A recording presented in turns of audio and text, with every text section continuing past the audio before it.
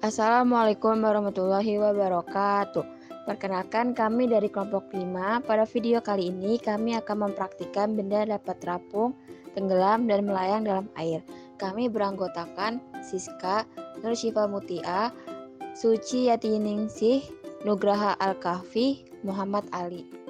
Tujuan dari praktikum kali ini yaitu melalui praktikum ini dapat disimpulkan bahwa benda padat bila dimasukkan dalam air dapat terapung, tenggelam, dan melayang.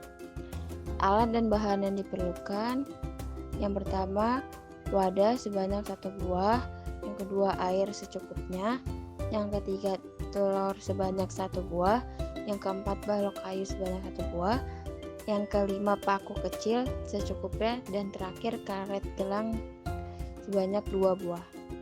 Prosedur praktikum. Langkah pertama, mengisi wadah dengan air sampai 3/4 bagian. Kemudian masukkan kubus kayu ke dalam wadah yang berisi air. Amati apa yang terjadi.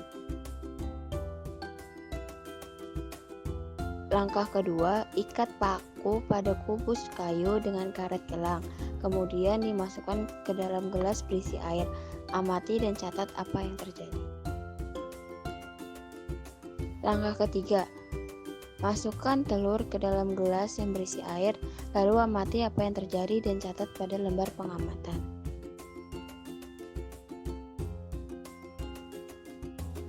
Lembar pengamatan. Yang pertama, ketika kubus kayu dimasukkan ke dalam gelas berisi air, kubus berada di atas air. Kubus kayu diikat dengan paku, kemudian dimasukkan ke dalam gelas berisi air, kubus berada di antara air. Yang keempat, peristiwa yang terjadi disebut melayang. Yang kelima, peristiwa yang terjadi disebut tenggelam. Kesimpulannya, berdasarkan praktikum yang telah kami lakukan, terbukti bahwa benda dapat terapung, melayang, dan tenggelam dalam air. Hal ini dikarenakan massa jenis bendanya. Jika massa jenis benda lebih kecil dari massa jenis air, maka benda akan melayang. Contohnya adalah balok kayu. Jika massa jenis benda sama dengan massa jenis air, maka benda akan melayang. Contohnya balok kayu yang sudah disatukan dengan paku kecil. Sedangkan jika massa jenis benda lebih besar dari massa jenis air, maka benda akan tenggelam.